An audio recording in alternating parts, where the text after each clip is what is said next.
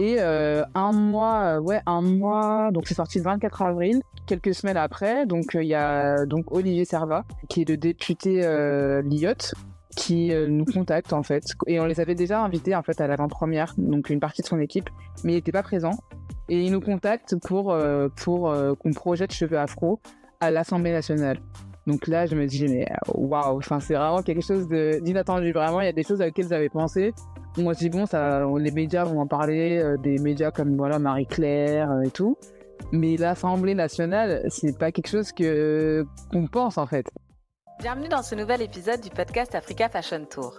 Je vous emmène avec moi à la rencontre de créateurs basés sur le continent africain.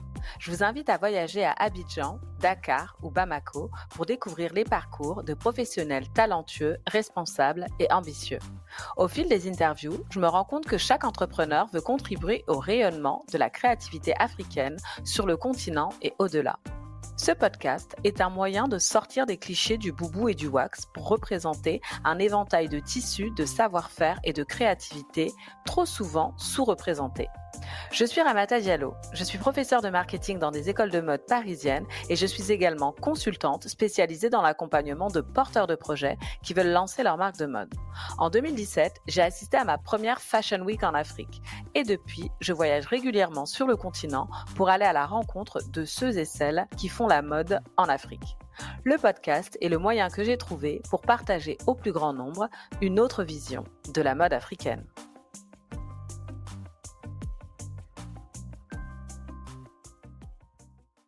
Aujourd'hui, je suis en compagnie de Rachel Kwarteng. Elle a réalisé une série documentaire intitulée Cheveux Afro. Cette série est disponible sur TV5 Monde Plus et elle a été projetée à l'Assemblée nationale pour évoquer la question de la discrimination capillaire. Vidéaste et réalisatrice, Rachel a eu l'idée de ce documentaire en 2019. Je l'ai invitée aujourd'hui pour qu'elle puisse nous parler de son parcours et nous raconter l'histoire de ce documentaire. Bienvenue Rachel, comment vas-tu ? Ça va et toi, Ramata? Merci pour l'invitation déjà. Ben écoute, je te remercie en tout cas d'avoir accepté. Je suis ravie de pouvoir échanger avec toi aujourd'hui. Moi, je vais très bien.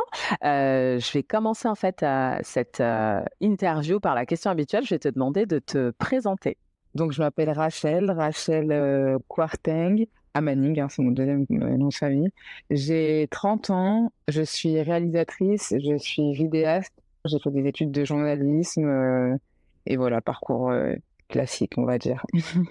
Ok, très bien. Donc, tu expliques que tu es réalisatrice et vidéaste et que du coup, que tu as fait des études de journalisme. Donc, toi, pour le coup, tu as suivi une voie finalement assez classique. Tu as fait des études qui sont complètement en lien avec ce que tu fais aujourd'hui. C'est ça, mais en fait, c'est vrai que quand j'ai commencé mes études, j'aurais vraiment pas pensé faire un documentaire, en fait, là, maintenant. Parce que j'avais vraiment une vision du journalisme, ce qu'on voit à la télé, les présentateurs, TF1, France 2. Et en fait, plus j'avançais, en fait, dans mon parcours, d'abord, j'ai eu un faible, on va dire, pour la télé, pour la télévision, pour la caméra, etc. Et ensuite, en fait, j'ai fini par un stage où j'ai vu une femme, en fait, qui était réalisatrice et qui faisait ses documentaires elle-même. Et en fait, je me suis dit, en fait, je peux faire ça. Genre, je savais pas. Enfin, c'est pas ce qu'on nous avait appris, en fait, en études de journalisme. Et là, franchement, je pense qu'à ce moment-là, j'ai eu vraiment mon déclic et je me suis dit, mais en fait, moi aussi, j'ai envie de faire des documentaires. Et là, on est en 2017 et j'ai pas du tout encore l'idée de cheveux afro. Ok.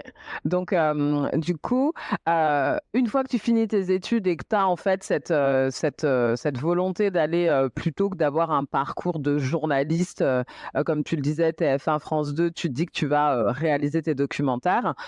Du coup, tu commences déjà à faire des documentaires. Quelles sont les premières expériences professionnelles en fait que tu as? Au départ, du coup, je finis ce stage, c'est mon stage de fin d'études. Je commence à faire des missions, un peu pour des marques de mode et tout, donc au départ, ça commence bien et en fait, au fur et à mesure des mois, je commence à ne plus avoir de travail, tout ce que j'avais postulé, j'ai pas de réponse, et ça commence à devenir vraiment très compliqué et je vois en fait autour de moi que tous les élèves, qui étaient dans ma classe, qui étaient dans mon école, eux, par contre, ils avaient un travail. Donc, je me suis dit, en fait, si personne ne me donne ce travail, je vais aller le chercher moi-même et j'ai des idées, donc je vais créer ces idées et je vais aller démarcher les gens avec les idées que j'ai. Et en fait, en même temps, donc je me défrisais les cheveux, etc. Et en fait, à un moment, j'en ai eu marre en fait du défrisage parce que je m'étais brûlée, ça s'était mal passé. Et en fait, je commence à avoir plein de réflexions autour de ça, du défrisant, du pourquoi on s'est défrisé, pourquoi du coup on a arrêté le défrisant. Il doit bien y avoir en fait, il doit bien y avoir quelque chose derrière ça. Et du coup, en analysant, en faisant mes recherches, etc., je vois que en fait, le défrisant c'est beaucoup plus qu'un produit, que ça rentre dans un contexte social, politique, économique. Et là, je me dis, waouh, en fait, il y a genre tellement de choses à dire. Moi, je m'étais arrêtée sur les soins du cheveu, etc., les huiles. Mais en fait, il y a vraiment beaucoup de choses à dire et ça va tenir un documentaire. Donc là, à ce moment-là, je me dis, OK, genre, je pense que là, je vais faire mon premier documentaire.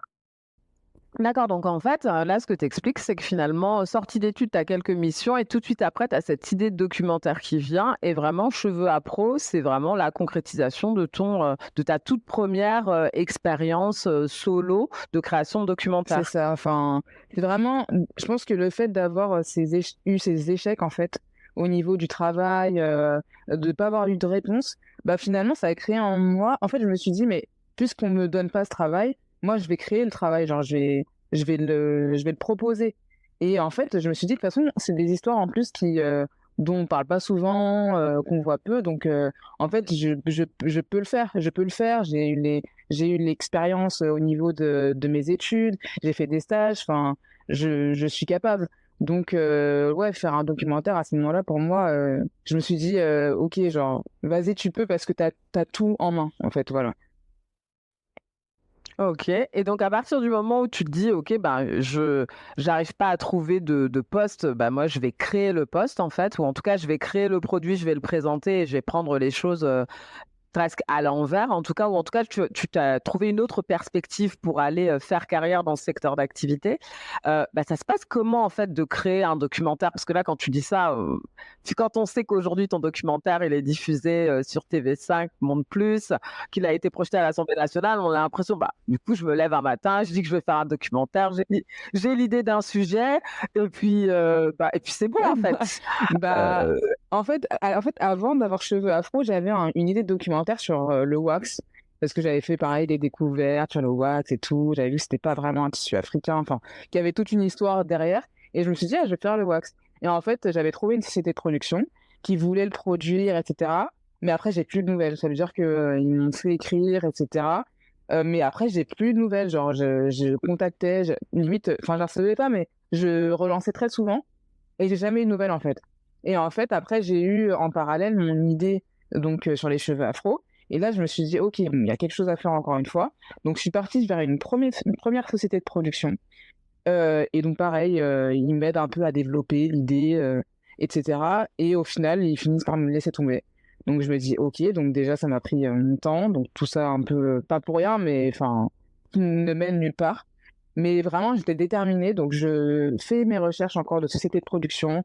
Je tombe vraiment sur des sociétés de production, soit qui me répondent pas, soit qui ne veulent pas parce qu'ils n'ont pas le temps, soit sur des sociétés de production qui ne comprennent pas ou qui veulent faire autre chose, en fait. Et là, je me dis, bon, non, déjà, tu comprends pas, donc on va pas aller plus loin. Et après, je contacte une société de production que je connaissais un peu de nom. Et du coup, je les contacte.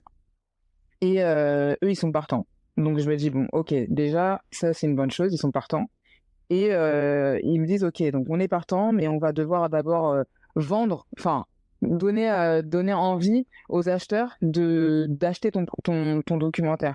Donc il va falloir faire une vidéo et cetera». Donc là, on a d'abord, eu, l'aide du CNC pour faire justement un pilote. Donc ce pilote, on le fait, on le crée et en fait, on le propose, on l'envoie à toutes les chaînes qui nous intéressaient. Donc, ça a été TV5 Monde Plus et d'autres chaînes. Et TV5 Monde accepte. Et là, je me dis, bon, bah, ok, franchement, c'est vraiment, vraiment une bonne chose. Et voilà, en fait. Mais en fait, l'idée, je l'ai eue tu vois, comme tu disais, je l'ai eue en 2018, j'ai arrêté de me défriser. Donc, déjà, en 2018, j'ai ma réflexion. Et en 2019, vraiment, je suis en mode, ok, je crois que je vais faire un documentaire sur les cheveux afro. Donc, de 2019 à 2024, il y a 5 ans. Donc, en fait, ça n'a pas été du jour au lendemain. Ça n'a pas été, ok, j'ai un documentaire sur les cheveux afro. En fait, ce qui m'a pris du temps, je pense, c'est vraiment déjà ma réflexion, faire mes recherches, et puis après j'avais un petit travail à côté, donc il y a ça aussi. Et aussi d'avoir des sociétés de production qui ont d'autres choses à faire, parce qu'ils ont d'autres projets, et cetera. Donc ils croient en votre projet, mais en même temps, ils sont pas à 100 là-dessus, parce qu'en fait, pour l'instant, ça leur apporte pas d'argent. Donc je pense que tout ça, ça a mis du temps. Il y a eu le Covid, et cetera. Donc en fait, au bout de 5 ans, j'ai pu faire une série documentaire. Mais je pense que là, si je veux faire une série documentaire demain, ça va être beaucoup plus simple pour moi parce que voilà, la voie est un peu ouverte. Voilà quoi. Très bien. Bah, écoute, en tout cas, c'est intéressant que tu racontes finalement toutes les étapes que tu as eues et tous les refus, en fait, ou les mésaventures, les déconvenues. Et on sent que toi, tu as été déterminé parce que je pense qu'on serait nombreux à se dire bon, bah là, ça fait quand même 3 fois que je me prends des noms ou des gens qui ont l'air intéressés. Donc, du coup, t'es motivé, tu te dis, t'as de l'espoir et puis finalement, t'as plus de nouvelles. Donc, il y a eu pas mal d'étapes où tu aurais pu abandonner l'idée, en Ouais, fait. bien sûr. Après, vraiment, le fait que, enfin, pour moi, les cheveux afro, je me disais, mais en fait, comment ça se fait qu'on soit en 2020, enfin, je me faisais des réflexions en 2020, 2021, et il n'y a toujours pas de documentaire qui traite le mouvement Napi, en fait. Et je me disais, mais c'est pas possible. En fait, c'est sûr, je suis sûr qu'il y a d'autres personnes qui ont eu une idée, qui ont eu l'idée de démarcher des chaînes, etc. Mais genre, je comprenais pas. Je me suis dit, mais franchement, je me suis dit, mais les chaînes, elles sont en train de passer à côté de quelque chose, et elles le savent même pas. Donc je me suis dit, mais là, non, c'est pas possible. Il y a des documentaires aux États-Unis, il y a des documentaires à Londres qui traitent du sujet, il y a des documentaires au Canada. Enfin, on peut aussi avoir, nous, un documentaire qui traite du mouvement d'Afipi sur une chaîne nationale, en fait. Donc je me suis dit, franchement, là, ils vont plus avoir le choix. Genre, vraiment, j'étais vraiment déterminée. Et sachant que même le pilote, enfin, on était un peu contraints par le temps parfois. Et enfin, du coup, ça mettait un peu des doutes parfois dans l'équipe, mais moi, j'étais là, genre, non, mais c'est sûr que le documentaire, il va sortir là. En fait, si c'était pas maintenant, ça, enfin, après, c'est pas que ça aurait été trop tard, mais il faut qu'on parle aussi d'autres sujets. Parce que là, 2024, quand on y réfléchit, le mouvement d'API, il a 20 ans. Il a 20 ans en France. Je dirais pas que c'est qu'aujourd'hui, parce que je vais pas dire que mon documentaire, c'est le premier, mais en tout cas, une chaîne nationale comme TV5 Monde Plus, il n'y a pas d'autres chaînes qui traitent, en fait, de ce sujet-là, en fait. Et je me suis dit, mais ça, c'est même presque un peu trop tard. Mais bon, voilà, quoi. Donc, déterminé, clairement. Pour pouvoir aller au bout de l'idée. Est-ce que tu peux parler un petit peu de business model? Parce que quand tu dis que tu as eu l'aide en fait et que tu évoquais le CNC pour pouvoir financer en fait le premier pilote, j'imagine qu'au départ, comment ça se passe en fait le fait de, je pense que moi j'ai plutôt une expérience mode, c'est un peu tu finances ton premier prototype, ton premier échantillon, et ça en général c'est à toi de trouver les fonds ou tu peux éventuellement trouver des aides, mais en général pour qu'on puisse valider ton idée, tu es obligé de prévoir des fonds au départ qui sont un investissement personnel. Bah, en fait, je pense que ça aurait pu être enfin, en fait, j'aurais pu le faire avec la société de production et on aurait pu ne pas avoir de fonds et le faire vraiment sans fonds, entre guillemets. Mais là, comme il y a des bourses qui sont proposées et que la productrice en question, donc qui est Gius Laloy, en fait, elle se renseigne en fait sur ce qu'on peut avoir comme financement, etc. Donc, elle a vu que le CNC proposait, du coup, à l'époque, et je crois que c'est toujours valable, je pense, une bourse, en tout cas, pour aider les gens qui ont un projet, etc. Et on a souscrit à la bourse, etc. Et on a eu, du coup, cette aide. Et après, on a eu, en fait, la chaîne. Et quand on a eu la chaîne, on a eu, du coup, les financements qui allaient avec. Mais c'est pas quelque chose de tout le monde n'est pas obligé d'avoir un financement pour faire un pilote, parce que là c'était vraiment le pilote, c'était même pas le documentaire, mais pour le pilote on a pu quand même avoir des financements. En fait, Gius, qui est la productrice, du coup c'est elle qui va chercher des financements, qui va chercher des chaînes, et elle était au courant en fait, enfin en faisant ses recherches, voilà, elle était au courant que le CNC Talent offrait, enfin proposait des aides en fait pour les projets de telle ou telle production. Et voilà, mais en fait, c'est pas quelque chose de. C'était pas dit qu'on ait vraiment une bourse pour faire le pilote. Parce qu'on a eu quand même un financement pour faire le pilote, alors qu'on aurait pu ne pas en avoir et vendre à la chaîne avec les moyens qu'on avait. Mais là, on a pu en avoir. Et après, bah, le financement, on l'a eu au niveau donc de la chaîne qui a accepté de coproduire, on va dire, et de diffuser Cheveux Afro. Et là, du coup, ça, enfin voilà, ça nous permet d'avoir des financements, d'avoir des personnes, des créatifs qui vont matérialiser, on va dire, ma vision et de travailler en équipe plutôt que d'être seul. Enfin, parce que le montage, je peux le faire, je peux faire plein de choses, mais je voulais vraiment travailler en équipe parce que tout simplement un film comme ça, enfin, on peut pas le faire tout seul. Enfin, c'est beaucoup mieux d'être en équipe.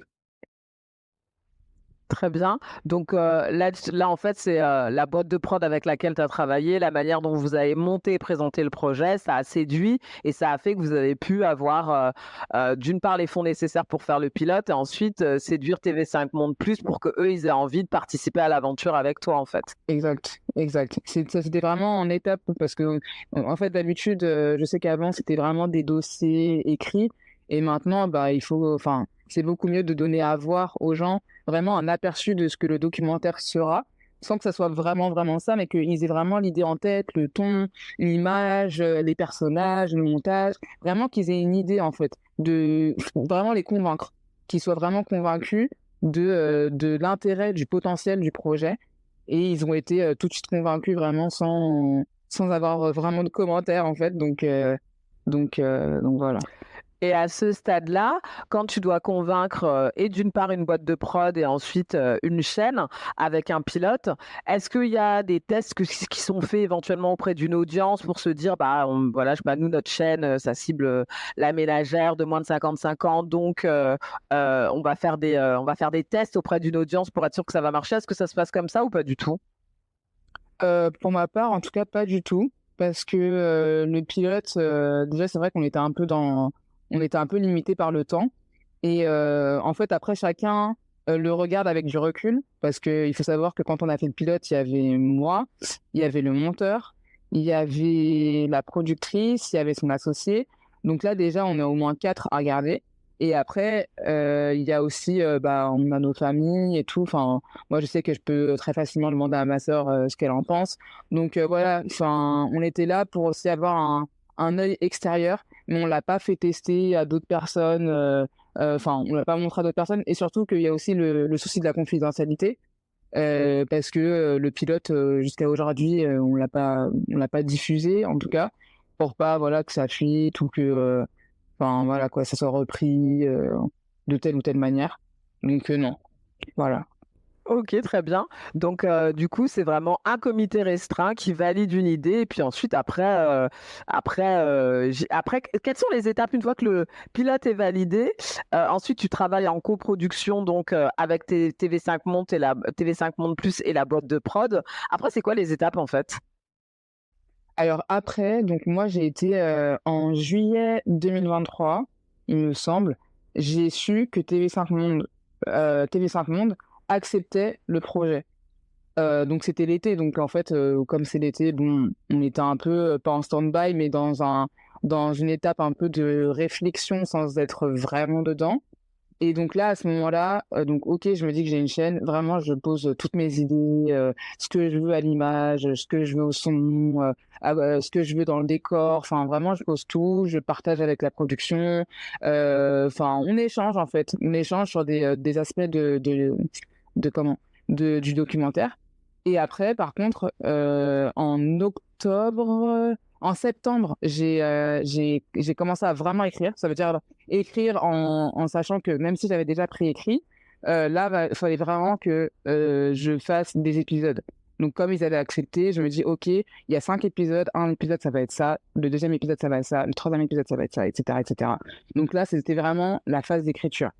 Et comme on avait, enfin voilà, on était limité aussi par le temps parce qu'on avait une date de diffusion, il fallait avancer. Donc en octobre, c'était le tournage. Donc le tournage, on a fait de octobre à novembre, voilà, sur plusieurs journées. Et en novembre, en parallèle, on a commencé le montage. Et après, voilà, c'était vraiment écriture, réflexion, écriture, tournage et montage. Et après, c'était la diffusion en avril. Donc en fait, finalement, ça s'est vraiment plutôt enchaîné assez vite quand j'en parle aux gens et ils me disent, Ils me disent, mais franchement, ça a été super vite. Et c'est vrai que finalement, ça s'est pas mal, c'était très bien enchaîné parce que en juillet, j'avais déjà la confirmation que j'avais une chaîne. Et en avril, c'était déjà diffusé. Donc au final, tout s'est enchaîné et de manière finalement assez rapide. Donc voilà. Et aussi, il y a des échanges avec la chaîne, bien sûr, qui voilà, fait des retours voilà, sur tel ou tel aspect, etc. Et comme ça, on avance, quoi. OK. Donc c'est intéressant que toi, aujourd'hui, avec le recul, tu dises: «C'est allé très vite», mais finalement, il y a eu, quand même, quelque part à partir du moment où tu as eu le «oui», c'est allé très vite, mais précédemment, en fait, tu avais eu pas mal de déconvenues, mais le jour où la chaîne, elle t'a dit «oui», elle t'a donné une date de diffusion, c'était let's go. Est-ce que dès le départ, toi, tu souhaitais faire une mini-série? Parce qu'il me semble que la série, c'est 5 épisodes de 10 à 15 minutes à peu près, c'est ça? Toi, c'était déjà ça le concept que tu avais en tête? Parce que parfois les documentaires, c'est plutôt des 52 minutes, c'est donc toi, ce format-là, c'est, quelque chose dont vous avez discuté? Alors, au tout départ, moi, je voulais faire une série documentaire parce que je voyais déjà que c'était quelque chose d'assez actuel, que maintenant on pouvait traiter un peu les sujets comme ça. Et je trouvais que c'était une bonne manière de découper un documentaire. Ça veut dire que on a une thématique, mais on a des sous-thématiques. Et du coup, ça nous permet de mieux centraliser. Et du coup, là, oui, la série documentaire, ça te permet d'avoir des sous-thématiques et de mieux les traiter, d'être focalisé sur cette sous-thématique. Et donc, quand j'ai eu la première société de production qui m'a lâché, elle, par contre, elle m'avait dit, ouais, série documentaire, non, c'est mieux de faire un documentaire unitaire, donc un seul bloc. Donc, je l'ai retravaillé comme ça, même si je trouvais que bon, c'était pas une très bonne idée parce que ouais, c'était pas, enfin, je voulais quelque chose vraiment de dynamique en fait, et je trouvais que enfin, ça cassait un peu le dynamisme, on va dire ça. Et après, quand j'ai retrouvé une société de production, elle m'a dit ah non, c'est mieux une série documentaire. Et là, j'étais là genre ok, oui, oui, c'est mieux une série documentaire. Et en plus, comme TV5 Monde Plus, ils sont un peu friands enfin voilà, de choses un peu jeunes, dynamiques. Bah finalement, ça tombait bien quoi. Une série documentaire, c'est complètement actuel, ça dynamise le propos. Donc voilà. OK, super et donc là, moi, je voulais, un petit peu insister sur le côté, business model, comment créer un documentaire, et en fait, les étapes par lesquelles tu es passé et quel était ton parcours. Maintenant, si on revient, en fait, au sujet, tu en as un peu parlé, le fait que le mouvement Nappy, le cheveu afro, bah, il y a eu des documentaires, aux États-Unis, au Canada, à Londres, c'est ce que tu évoquais, mais finalement en France, il y avait pas, de documentaires sur le sujet. Donc toi, tu évoques ton expérience personnelle qui t'a donné envie d'aborder ce sujet-là. Si on parle un petit peu de ces questions de voilà, de représentation, de visibilité, est-ce que toi, tu avais, à cœur en fait de traiter ce sujet-là, bah, parce qu'il était, finalement, peu visible et c'était quelque part, un sujet qu'on pouvait considérer comme un sujet de niche. Toi, tu avais conscience de ce, finalement, de cet apport que tu allais apporter en termes de représentation? C'est un truc dont tu avais conscience ou c'est plutôt quelque chose, tu t'en es rendu compte après, mais au départ, c'était ton histoire personnelle que tu voulais raconter? Non, j'en avais vraiment conscience et sachant que mon histoire personnelle, en fait, j'ai très vite vu que c'était l'histoire de d'autres personnes et en fait, je voulais vraiment qu'on raconte que cette histoire soit racontée en fait, qu'on parle de cette histoire, qu'on parle entre nous. Ça veut dire que nous, on sait que c'est quelque chose de fort ce qui est arrivé au niveau des cheveux, etc. On sait, mais je voulais vraiment poser l'histoire, qu'elle existe, qu'on se sente nous-mêmes représentés, qu'on entende nos histoires, qu'on partage, qu'on entende tel ou tel témoignage et que ça nous fasse penser à notre histoire. Donc, je voulais vraiment que, ouais, on se sente représenté, en fait. Je voulais vraiment qu'on partage. Je voulais vraiment du partage, mais je voulais aussi qu'on ait du recul un peu sur nos histoires, avec des spécialistes et tout, pour que, voilà, le défrisage, on l'a pris comme quelque chose d'anodin, mais en fait, quand on le prend avec du recul, quand on le contextualise, on voit que c'est pas quelque chose d'anodin. Donc voilà, c'était en vrai, ça fait partie de l'un de mes objectifs en fait, d'avoir des femmes noires représentées et d'avoir que des personnes noires au casting. Parce que, par contre, ça c'était une de mes craintes, c'était que, par exemple, la chaîne me dise, ouais, par contre, ça serait bien d'avoir un spécialiste peut-être blanc, tu vois, pour un peu que ce soit pas trop noir. J'avais vraiment peur que ce soit un sujet, ça n'a pas du tout été un sujet. Mais voilà, du coup, j'étais vraiment contente qu'à la fin, 19 femmes noires dans un documentaire, ce qui était légitime, hein. Mais c'était mon souhait, en tout cas la représentation, oui. Très bien. Bah, c'est intéressant que tu évoques ça et que tu évoques les craintes que tu avais. Est-ce que toi, tu peux expliquer d'où venaient ces craintes par rapport au fait de présenter, de pitcher finalement ton idée de documentaire Cheveux Afro en disant, voilà, ça va être un documentaire où il y aura que des témoignages de femmes noires. Toi, c'était quoi les craintes que tu avais en fait? Je pense que j'avais des craintes parce que je me suis dit: «Waouh, tu vois, en France, on a peut-être pas trop l'habitude et tout». En plus, c'est un sujet qui va parler, tu vois, il y a de la politique et tout. Donc je me suis dit: «Non, mais peut-être que ça va poser problème, en fait». Je me suis dit: «Peut-être que ça va poser problème, ils vont peut-être pas me le dire frontalement, mais peut-être que ça va poser problème». Et aussi, j'avais, le fait de rencontrer parfois des sociétés de production. J'en avais rencontré une justement pour, mon documentaire sur le wax. Et c'était une société de production et ils m'ont dit: «Ouais, c'est hyper intéressant, cette idée de documentaire sur le wax. Par contre, je pense que pour la chaîne française, c'est trop africain». Et je me suis dit: «Trop africain, ça c'est-à-dire?» Donc en fait, j'avais peur que, ouais, que d'avoir en fait face à moi, des gens qui me disaient: «Bon, bah, c'est bien le sujet encore une fois, mais peut-être qu'il y a trop de femmes noires ou peut-être qu'on peut faire parler un spécialiste de cheveux, mais qui est pas forcément noir». Genre tout le monde peut parler de cheveux au final, tu vois? Donc je pense que mes craintes, elles venaient de ouais, de cet, d'entretien que j'avais eu et puis de ce qu'on voit à la télé tout simplement, hein, des documentaires qu'on peut voir à la télé ou parfois même il se peut qu'il y ait que des noirs, mais le sujet n'est pas très bien orienté ou n'est pas très bien dit, donc je pense que ça venait de là, mais au final, vraiment ça a pas été un sujet. Super. Donc c'est intéressant que tu évoques quelque part cette crainte que tu avais. C'est aussi, il y a un certain nombre des refus que tu as eu. Bah, pour le coup, tu as pu avoir une boîte de prod qui, quelque part, t'a dit c'est peut-être un peu trop africain. Mais parfois, il y a pu avoir de refus de gens qui t'ont rien dit, mais quelque part, c'était peut-être pour ça aussi, en fait. Ouais, voilà, c'est ça, on ne saura pas, hein, c'est clair. Et on va dire que c'est peut-être pas ça, ça n'a rien à voir. Mais Ouais, bon. mais euh, c'est vrai que je pense qu'il y a des sociétés de production, par contre, que j'ai contactées, qui, étaient convaincues que ce que je proposais, de la manière dont je proposais, ça n'avait pas marché. Et surtout qu'en fait, il y en a qui m'ont dit, par exemple, «Ah ouais, mais c'est très bien d'avoir, une femme noire, connue qui va, incarner ton documentaire». C'est-à-dire qui va parler face caméra et cetera.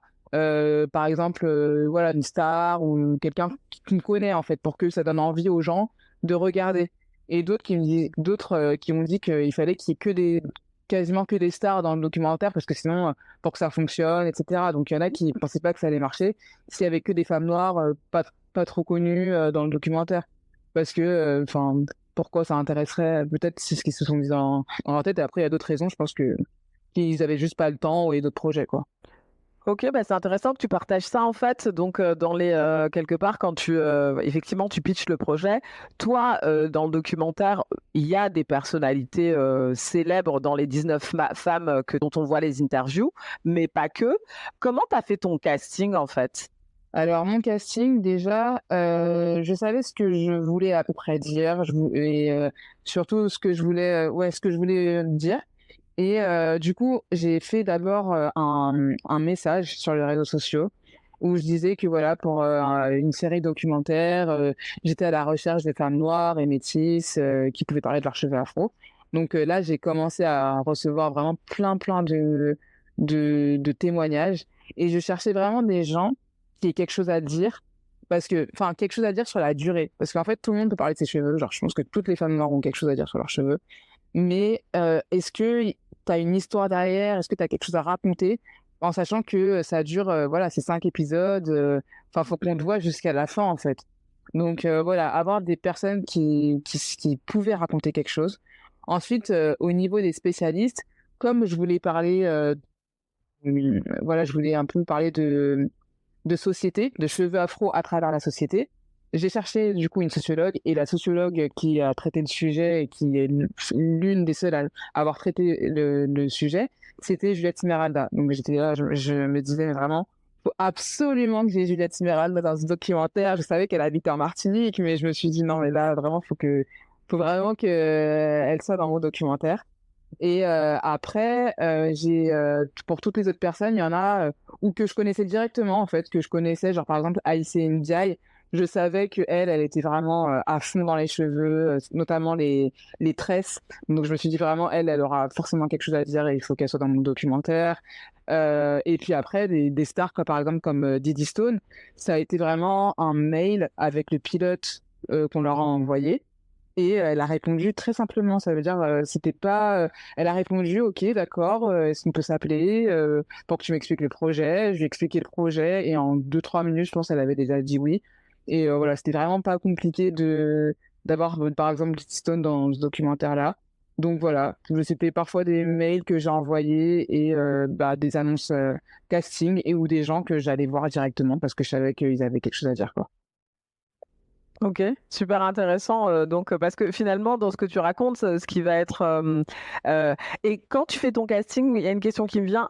Est-ce que tu leur dis déjà, comment dire? Tu fais le À quel moment il se fait le casting? Est-ce qu'il se fait pour pouvoir, finalement, présenter le projet et avoir l'accord de maison de production et de TV5 Monde Plus?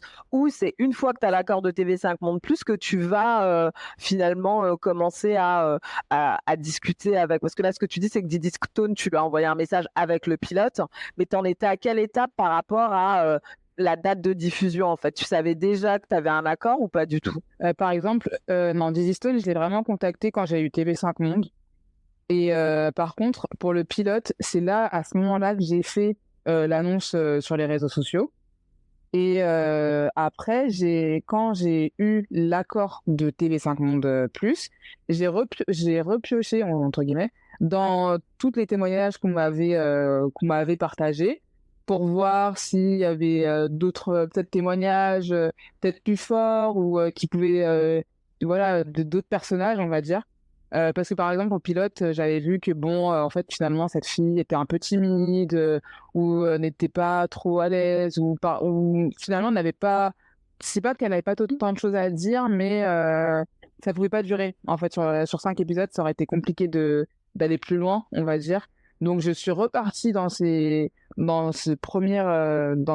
témoignages que j'avais reçus par mail et là j'ai recontacté les filles en leur disant bon bah voilà, j'ai créé le pilote, etc. Par contre là il y a le documentaire qui va vraiment sortir, est-ce que tu seras intéressé? Si tu es intéressé, est-ce que tu peux m'envoyer une vidéo de toi où tu te présentes, où tu me réponds à une ou deux questions que je vais te poser par mail là et tu me réponds par vidéo pour voir un peu aussi comment elle se comportait devant la caméra, si elle était à l'aise aussi d'en parler parce que c'est important et pour pas être être surprise. Ça, je pense que c'est un peu voilà quelque chose que j'avais appris du pilote, c'est de contacter de voir vraiment les gens avant de leur donner, leur dire, de leur donner rendez-vous et voilà. Mais pour ce qui est des stars, ouais, c'était après, ça par contre. C'était pas pour le pilote. OK, très bien. Donc c'est important d'avoir un petit peu, toutes les étapes. Heu, Toi, dès le départ, dans le format, donc en fait, cette série en 5 épisodes, c'est vraiment différents portraits de femmes qui racontent un peu leur histoire et leur acceptation, au niveau de leurs cheveux. Toi, dès le départ, c'était cette idée-là que tu avais d'avoir un face caméra avec quelqu'un qui raconte son histoire? C'était ça que tu avais envisagé dès le départ? Oui, j'avais envisagé ça dès le départ, mais je voulais vraiment quelque chose de vraiment dynamique, inclure de la musique, inclure voilà je voulais vraiment que ça soit vivant en fait. Et je voulais aussi vraiment de la vie, c'est-à-dire montrer des moments de vie où il y a que du sonore, où les gens échangent, comme on a pu le voir par exemple dans l'épisode 4, où il y a Fanta qui reçoit deux personnages dans son institut, elle leur donne des conseils. Enfin, je voulais vraiment mélanger les témoignages, les moments de vie, la musique, enfin, vraiment faire quelque chose où les gens vont rester captivés. Ça veut dire qu'ils vont pas avoir trop le temps de s'ennuyer. En plus, c'est un épisode, c'est 10-13 minutes. Donc, je voulais vraiment qu'ils soient captivés jusqu'à la fin. Mais le face caméra, oui, c'était quelque chose que j'avais envisagé depuis le début, mais j'avais pas envisagé, par exemple, sur les 2 premiers épisodes, d'avoir que du face caméra. Mais en fait, je me suis rendu compte que, en fait, inclure de la vie à ce moment-là, comme je le voulais, ça ne s'y prêtait pas. Parce qu'en fait, on avait besoin de poser le discours, de comprendre, d'où vient ce rejet par rapport aux cheveux, de comprendre d'où vient le défrisant. À ce moment-là, en fait, je pouvais pas trop inclure de la vie parce que bah, le défrisage, c'est plus trop d'actualité. Donc, inclure quelqu'un qui se défrisait, montrer le défrisage, enfin, ça avait pas trop de sens en fait pour moi parce que au final, il y a beaucoup moins de personnes qui se défrisent. Donc, c'était important en fait, je me suis rendu compte dans les premiers épisodes de juste poser l'histoire, d'entendre, d'écouter, de retracer et d'après d'être dans le moment actuel. Donc voilà, là on est le mouvement Napi, donc dans les années 2000, 2020, 2024 maintenant, qu'est-ce qui se passe? Donc voilà, et là ça se prêtait plus en fait de mettre entre guillemets des moments de vie. Mais voilà, j'ai les faces caméra en tout cas c'était inclus dès le départ dans mon scénario. Très bien, super intéressant. Et dans le reportage, ce qu'on peut, enfin dans la série documentaire, ce qu'il y a aussi, c'est un retour sur l'histoire en fait. Vraiment une volonté éducative en fait. C'est pas que des femmes qui viennent parler de, bah moi je préfère laisser, mais enfin qui parlent de leur coupe de cheveux. Il y a vraiment des explications qui nous donnent des informations sur le pourquoi du défrisage, mais à travers l'histoire. Quand est-ce que ça a commencé et comment? Toi, cette volonté d'intégrer cette notion, bah, de revenir sur le passé, de reparler de, finalement, quand a été créé le défrisage, et par qui ça a été utilisé au début et pourquoi. Ça faisait aussi partie de ta volonté dès le départ de revenir là-dessus? Ouais, bien sûr. Vraiment, quand je me défrise et que le défrisage se passe mal, je trouve une autre alternative. Au final, l'autre alternative qui est le lissage brésilien, pardon, se passe mal. Et là, vraiment, je me demande, mais pourquoi j'ai voulu vraiment me défriser les cheveux comme ça pendant longtemps? Pourquoi j'avais vraiment ce désir d'avoir les cheveux lisses? Vraiment, je me pose des questions. Je me dis, c'est pas normal, en fait. Je me dis vraiment, c'est pas normal. C'est sûr, c'est pas normal. On est trop nombreuses. Il y a quelque chose qui est pas normal. Et quand je fais mes recherches, eh ben, je vois qu'en fait, effectivement, c'était pas normal. Et en fait, je me suis dit, mais le défrisant, c'est fou parce que on l'a banalisé et on sait pas ce qui était derrière vraiment le défrisant. On s'est jamais vraiment posé la question de ce qui était derrière le défrisant, d'où vient le défrisant. Et en fait, toutes nos pratiques, même capillaires, et qui étaient par exemple le défrisant, ça a été banalisé, sans, on n'avait pas de contexte. Mais quand on contextualise, et Juliette Smeralda, elle l'écrit dans son livre Peau noire, cheveux crépus, elle dit quand on prend le défrisage comme un fait social, on comprend beaucoup de choses. Et quand on prend du recul sur le défrisant, mais en fait, on se dit, mais ça nous dépasse. En fait, c'est une histoire qui est bien plus grande que la. Enfin, en tout cas, qui est bien plus grande que ce qu'on pensait, en fait. L'esclavage, on l'a pas vécu. On n'a pas vécu, on n'a pas vécu tout ça. Et pourtant, ça a des répercussions encore sur nous aujourd'hui. Et vraiment, cette répercussion, c'est vraiment le mot répercussion. Voir que ça avait des répercussions encore sur nous aujourd'hui, ça, pour moi, ça me fascinait, entre guillemets, parce que je me suis dit, c'est dingue qu'on puisse être en 2019, à ce moment-là, 2019, ouais, et que cette histoire a encore des répercussions sur nous. Enfin, je trouvais ça vraiment, ouais, vraiment, c'est pas fascinant, mais je sais pas quel mot je peux employer, mais, ouais, c'était important pour moi de revenir sur ça, quoi, de donner du contexte, en fait, de prendre du recul sur tout ce qui paraît anodin, parce que c'est pas qu'anodin, en fait. Les cheveux, c'est pas que des cheveux. Et là, je l'ai vraiment bien compris. Très bien, bah, en tout cas, voilà, moi, pour avoir regardé le reportage, ce que je trouve intéressant, c'est que c'est vrai que parfois, on peut avoir tendance à se dire, quand on va parler, déjà qu'il y a un sujet de représentation par rapport à tout ce que peut toucher la communauté afro-caribéenne, et que parfois, quand on en parle, c'est souvent à travers la musique, les films, la danse. Et parfois, ça peut être à travers effectivement le cheveu et la mode, et ça a un côté parfois un peu superficiel. C'est pas des sujets de fond, c'est des sujets un peu, bon, les apparences, l'entertainment en fait. Et ce que je trouvais intéressant dans ton approche, c'est que on va beaucoup plus loin qu'une simple histoire de je vais chez le coiffeur pour me faire belle en fait. Il y a quelque chose qui est vraiment lié à bah, c'est quoi l'identité de la femme noire, c'est quoi la beauté pour une femme noire, et comment est-ce que ça a pu se construire cette notion de beauté quand on sait que les critères de beauté, bah, ils ont été définis par d'autres populations, et quand on vit, quand on est diaspora et qu'on vit en Occident, on a accès à des images qui ne sont pas des images dans lesquelles on est représenté. Ça, on le retrouve aussi dans ton reportage. Tu reviens sur, tu vas partager des magazines, tu vas partager un peu, en fait, à quel moment est-ce qu'on voit finalement des femmes noires en couverture de certains magazines et comment elles sont coiffées, comment elles sont présentées. Ça aussi, c'était important pour toi de raconter cette histoire-là. Oui, et surtout que, par exemple, il y a Clarisse qui dit à un moment dans le documentaire, en France, je voyais pas du tout de femmes noires en magazine. Mais par contre, quand elle allait aux États-Unis, quand elle voyait Essence, enfin tous ces magazines-là, là, elle voyait les femmes noires, en tout cas dans les années 2000. Et en fait, je pense que ça a été vraiment comment dire? En France, je pense que c'était vraiment un sujet, moi, que j'ai pas vraiment analysé à l'époque. Mais en tout cas, je sais que pour Clarisse Liben, par exemple, qui a 40 ans, mais pour elle, dans les années 2000, c'était vraiment un sujet, hein, de ne pas avoir de représentation en magazine, en fait. C'était toujours les mêmes femmes, toujours. Et si c'était des femmes noires, c'était des femmes claires. Enfin, voilà, on connaît, toi, son histoire. Des femmes claires avec des cheveux lisses. Enfin, la représentation en France, elle était vraiment. Elle n'existait pas. Enfin, on n'avait pas de représentation. Et Juliette Smeralda aussi, que je recite, elle dit qu'en France, je pense qu'elle a dit que c'était l'un des pays où c'est vraiment le plus flagrant, quoi, en fait. Où le manque de représentation a été vraiment le plus flagrant. Donc, donc voilà, j'avais en fait ce désir en fait, j'avais vraiment ce désir de vouloir retracer l'histoire de où on était parti. Et beaucoup, enfin, je sais qu'il y en a qui m'ont dit, mais pourquoi tu as parlé des États-Unis, etc. En fait, j'ai parlé des États-Unis parce que c'est lié en fait à notre histoire. En tout cas, au mouvement NAPI français qu'on connaît aujourd'hui.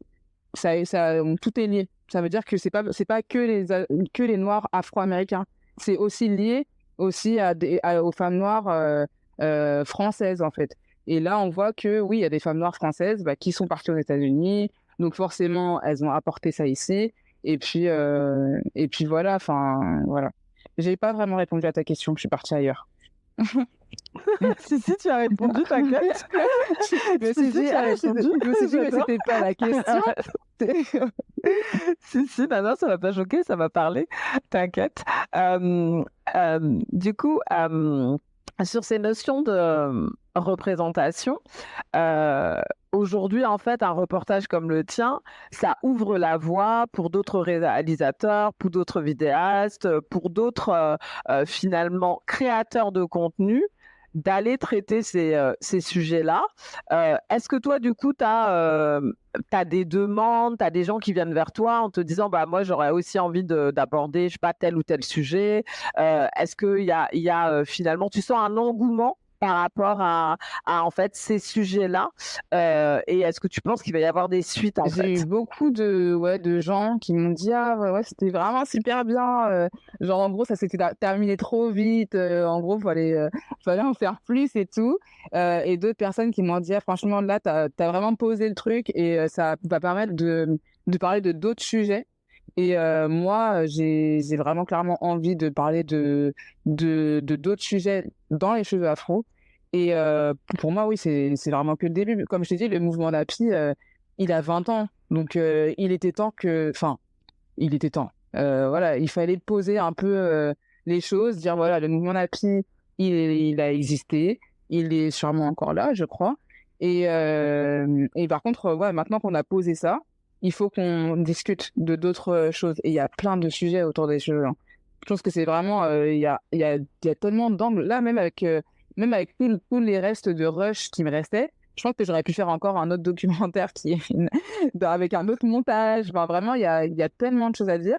Donc oui, moi, par contre, j'ai envie de traiter de d'autres problématiques comme la perruque, par exemple. La perruque, pour moi, c'est quelque chose que j'aimerais aborder. D'accord. Du coup, toi, l'idée, en tout cas dans ce vers quoi tu as envie d'avancer, c'est, potentiellement de rester dans cette thématique du cheveu afro et d'aller, raconter, d'autres histoires, de créer d'autres mini-séries, qui vont nous permettre d'explorer en fait, finalement, l'identité de la femme noire, je à travers le Mmh. cheveu, mais à chaque fois avec des angles et des C'est perspectives ça, avec, différentes. donc ça ouais, pour moi, ça restera autour du cheveu, mais comme tu dis, avec, des thématiques qui ont pas forcément été abordées dans Cheveux afro, là, tel qu'on le connaît, là, maintenant.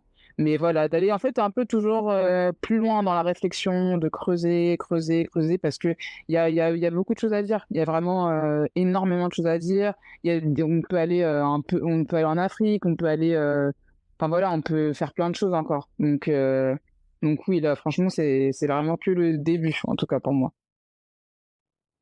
OK, OK, OK, super, ouais, c'est intéressant de voir que tu resterais en fait, dans cette thématique-là et tu te dis que demain ce serait, de continuer à travailler avec un TV5 Monde Plus ou tu sais pas encore quelle forme ça pourrait avoir en fait la continuité de ce premier de cette première série? Bah, franchement, là, j'aimerais continuer quand même avec TV5 Monde+. Après, je sais pas, tu vois, comment les choses peuvent évoluer, si un jour je pourrais m'autofinancer, si j'aurais les moyens de m'autofinancer. Mais en tout cas, non, TV5 Monde+, pour l'instant, ça reste, toujours, une option.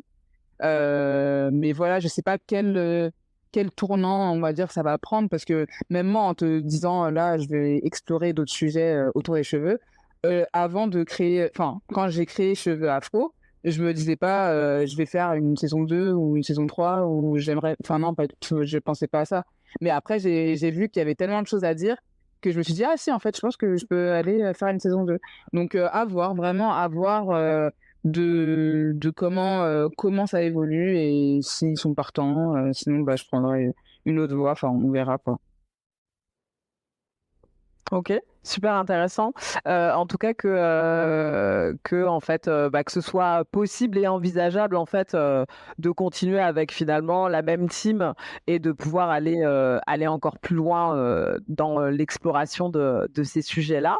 Hem Toi, aujourd'hui, est-ce que tu penses que toi, tu as choisi finalement comment dire, le cheveu. Après, je l'évoquais tout à l'heure, tu vois, tu as la mode, tu as le cinéma, tu as plein de sujets sur lesquels, la question de la représentation, de la femme noire et de l'homme noir aussi, il y a vraiment un sujet à ce que, bah, ce soit, des femmes et des hommes noirs qui traitent ces sujets-là et qui aient pour ambition de, créer des séries avec des femmes et des hommes noirs qui soient pas forcément célèbres comme toi tu l'as fait. Hem Est-ce que tu penses que ça va, ouvrir la porte pour, que d'autres en fait, réalisateurs, vidéastes comme toi, ils aillent, proposer des choses? Est-ce que tu penses que demain on pourrait avoir un catalogue en fait, de, plusieurs séries différentes sur plusieurs thématiques différentes? Tu crois qu'on est à une ère où on pourrait avoir ce genre de choses en France?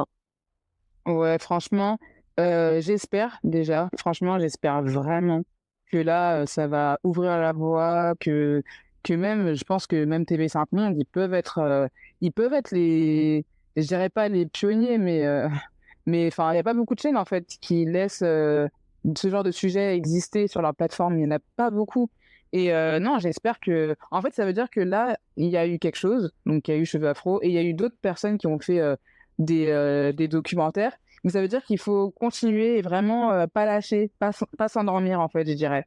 Parce que comme ça, on leur laisse pas on laisse pas le choix et comme ça existe, c'est toujours là. Et là, je pense que ouais, au moins là, on sera dans quelque chose de constant, voilà.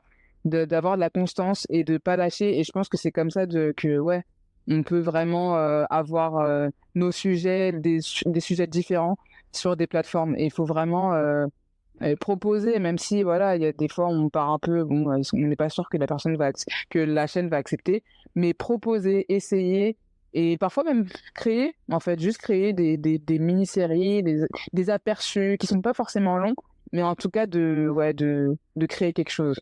De montrer que le sujet, intéresse. Hem Moi, il y a des, je dirais que pour simplifier, je dirais qu'il y a 2, et c'est la question qui me vient, c'est qu'il y a une politique qui voudrait que, ben, on va essayer de travailler avec, bah, des chaînes installées nationales, françaises, comme des TV5 Monde Plus ou autres, et essayer de voir s'ils peuvent nous faire une place dans leur catalogue qui est très large. Et puis il y a d'autres, en termes de politique, qui vont se dire: «On va créer notre propre média et puis c'est à travers notre propre média qu'on va, finalement parler de nos sujets». Et donc, il y a des médias aujourd'hui qui, voilà, qui ont une audience, qui proposent des contenus et qui sont vraiment ciblés pour la communauté afro-caribéenne. Toi, par rapport à ça, qu'est-ce que tu en penses en fait de ce côté, bah, comme les médias nous ont dit non plusieurs fois, enfin certains médias, on va dire traditionnels, classiques, on crée notre propre voix. Toi, par rapport à ça, tu te situes comment, sachant que bon, pour le coup, toi, t'as eu une réponse positive d'un média national. Bien sûr. Bah, en fait, c'est quelque chose au départ, moi, quand j'ai fait cheveux afro, en fait, déjà, ça m'avait pris beaucoup de temps pour le documentaire sur le wax, enfin, sur mes recherches, l'écriture. Enfin, vraiment, j'avais pris énormément de temps pour, au final, pas avoir un documentaire, en tout cas aujourd'hui. Et après, quand j'ai eu l'idée de cheveux afro, je me suis dit, franchement, j'ai pas envie. En fait, j'avais l'impression d'avoir mis beaucoup d'énergie dans quelque chose qui n'avaient pas été finalement «rémunérés» entre guillemets et je savais que j'aurais pu faire cheveux afro, entre guillemets «tout seul», ça veut dire, toute seule, ça veut dire filmer, monter. Mais déjà je monte, mais je suis pas une monteuse, enfin, c'est-à-dire c'est pas mon métier, et franchement, je voulais pas faire quelque chose de grand en étant toute seule. Et je me suis dit: «Mais en fait, chacun a des talents, a des dons, donc ce serait bien de pouvoir de les mettre à profit pour mon film» et comme ça, bah, chacun, peut participer à ce projet, et puis, voilà, on a une chaîne aussi, ça donne un peu ça donne du cachet. Enfin, TV5 Monde, c'est quand même une chaîne, nationale connue en France. Moi aussi, ça me donne de la visibilité, ça me donne ouais, de la visibilité donc je réfléchissais à tout ça, en fait. Je me suis dit déjà, j'avais pas envie de mettre mon énergie, d'être déçue à la fin. En plus, enfin, voilà, je prends sur mon temps. Ouais, genre, j'avais tout ça, quoi. Avoir la visibilité, avoir quelqu'un, je sais, qui va financer mon projet. Voilà. Donc, et d'avoir des gens qui participent. Donc, je comprends qu'en fait, on puisse vouloir, par contre, faire les choses soi-même. Mais après, voilà, quelle direction on veut prendre? Est-ce qu'on a les moyens de le faire? Est-ce qu'on a le temps pour le faire? Est-ce qu'on a de l'énergie pour le faire? Après, voilà, c'est plusieurs questions, je pense qu'il faut se poser. Qu'est-ce qu'on veut? Qu'est-ce qu'on veut et est-ce qu'on a le temps et l'énergie pour le faire seul, sans argent parfois? OK. En tout cas, c'est intéressant. Je pense que les 2 pistes sont possibles, mais c'est vrai que, d'arriver à, finalement, quelque part faire en sorte que, si on veut toucher un maximum, en fait, des médias, nationaux et faire en sorte qu'on ait une portée plus grande et qu'on soit pas quelque part un peu, ghettoisé, bah, il y a une vraie réflexion à mener je pense que c'est important d'avoir des médias qui parlent de ces sujets-là, mais c'est important aussi d'être visible sur, des médias plus importants à portée nationale, même si c'est parfois des combats qui sont compliqués, puisque comme tu l'as dit, tu as pu rencontrer des producteurs ou des maisons de prod qui t'ont dit bah non, enfin ce sujet-là, enfin qui vont orienter la manière dont le sujet devrait être présenté. Et du coup, il y a une forme de déception quand on regarde certains contenus, parce qu'on trouve que la manière dont c'est abordé, la manière dont c'est traité, ça cible peut-être pas comment dire, le client voilà, le client que l'on voudrait, le client ou l'audience en fait que l'on voudrait cibler. Parfois, on a l'impression que on cantonne les sujets qui vont traiter de la population afro-caribéenne à des choses d'entertainment et que finalement ça cible peut-être plus un public caucasien qu'un public africain. Ouais, c'est ça. Parce que je pense que ce qui est un peu malheureux parfois, c'est qu'il y a des sociétés de production ou des chaînes qui pensent à la place de leurs audiences. Ça veut dire, ils se disent forcément, non, ça va pas passer, ou c'est mieux si tu fais comme ça, ou c'est mieux si tu dis ça, comme ça. Et en fait, je pense que, sincèrement, je pense que l'audience, parfois, ne pense même pas. L'audience, parfois, attend juste autre chose que ce qu'on leur propose. Et au final, on le voit hein, avec la télévision française. Quand j'allume la télé, et, moi, ça me parle même plus. Je passe beaucoup moins de temps à regarder les chaînes que je regardais avant, quoi. Mais parce que je pense que voilà, il y a rien de jeune en fait dans les chaînes, en tout cas classiques françaises. Parce qu'ils se disent que de toute manière, la personne qui regarde, bah, c'est telle ou telle personne, que les gens vont aimer ça, qui préfèrent ça. Et en fait, je pense que des fois aussi, les gens, ils aimeraient qu'on leur propose tout simplement autre chose.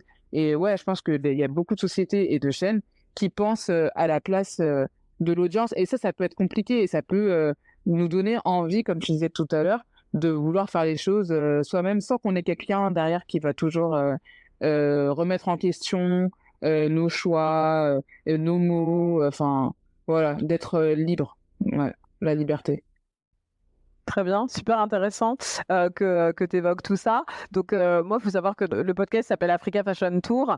Et moi, ma volonté au départ, c'était vraiment de donner de la visibilité avec un cœur de sujet mode à des designers qui sont basés sur le continent africain pour pouvoir vraiment donner une image de la mode africaine qui soit pas enfermée dans le wax, le boubou, la djellaba, mais qu'on puisse aller découvrir d'autres tissus, d'autres portées, d'autres façons de faire qui existent mais qui sont pas visibles. Donc du coup, c'est plus par ignorance qu'on va, comment dire, se faire une idée de ce que peut être la mode africaine que parce qu'on sait, parce qu'on connaît. Parce que quand on commence à découvrir, on se dit, bah, en fait, que la vision qu'on en avait, elle est complètement déconnectée de la réalité qui peut se passer sur le continent. Et ce qui m'intéresse souvent, c'est d'interroger des gens qui sont basés sur place. Et de plus en plus, en termes de ligne édito, je vais aller sur des sujets qui sont liés à l'art contemporain, à la musique, pourquoi pas à la gastronomie. Et ça m'intéressait aussi de parler, de te donner l'opportunité de t'exprimer parce que je pense qu'on est sur ces sujets de représentation, de visibilité, à un moment donné, il faut aussi prendre la parole pour pouvoir parler des sujets en mettant en avant, bah, effectivement, on est en parti pris fort comme le tien qui était de mettre en avant une vingtaine de femmes noires qui vont parler elles-mêmes du sujet du cheveu et aussi de faire intervenir une experte du sujet et qui soit elle-même une femme noire en fait, afro-caribéenne. Et ça rejoint complètement en fait moi les sujets qui m'intéressent avec ce côté. Euh, on va aller rentrer dans le détail de comment l'histoire elle s'est construite et pourquoi est-ce que aujourd'hui, quand on dit mode, on parle de wax ou quand on pense à cheveux, à un moment donné, on a un raccourci qui est un beau cheveu est un cheveu lisse en fait. Et c'est intéressant de comprendre comment bah, l'identité noire, elle a pu souffrir comme ça de stéréotypes et on a besoin de travail comme le tien pour déconstruire en fait ces idées qui finalement, quand on y réfléchit, elles nous ont plutôt fait du mal en termes de la définition de l'identité noire afro-caribéenne. Euh, Toi, ce message-là, tu penses que tu vas continuer à le porter à travers bah, les différentes initiatives que tu vas prendre ou est-ce que tu te dis après, tu as envie je sais pas, d'aborder des sujets peut-être plus légers et de ne pas être finalement politisé? Je pense, comme je suis vidéaste en fait à côté et que je filme pour des marques de mode et tout, et à côté j'ai les cheveux afro et j'aimerais faire d'autres documentaires. Bah ça me permet d'avoir un équilibre en fait, de pas être tout le temps dans le sérieux, enfin je dirais pas sérieux, mais voilà, de pas être tout le temps dans la réflexion politique, sociologique et tout. Et comme ça, en fait, d'avoir ce travail-là à côté où je filme, voilà, genre juste parfois je filme pour des marques, bah pour moi, ça me permet d'avoir un équilibre et de me permettre en même temps de faire des sujets qui partagent des messages, en fait. Donc moi, j'aimerais quand même continuer à... Voilà, j'ai commencé, je me dis que, comme je te disais, il y a encore beaucoup de choses à dire, de continuer à dire des choses, de faire passer des messages, de mettre en lumière nos histoires, de voilà, de tout simplement parfois partager, de prendre du recul en fait aussi sur des pratiques, comme je te disais, qui sont pas anodines. Et ouais, j'aimerais quand même continuer, mais voilà, j'ai quand même un équilibre. Ok, très bien. Bah, c'est intéressant que tu précises ça parce que c'est vrai que parfois, quand on est dans finalement des sujets comme ça, sensibles, forts, il peut y avoir parfois, quand on est un peu dans ouais, une forme de combat pour la représentation, ça peut être usant en fait à un moment donné d'être sur ces sujets-là. Du coup, je voulais finir par évoqué le fait qu'aujourd'hui ton film il a été diffusé à l'Assemblée nationale. Est-ce que tu peux parler un petit peu de cette expérience-là et de l'impact que tu penses avoir eu auprès des députés?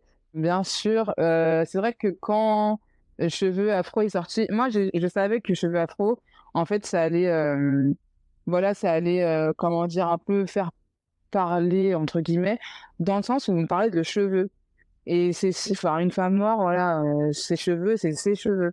Et donc je savais que voilà, ça allait plaire, enfin, que ça pouvait plaire, que voilà, ça parlait de cheveux.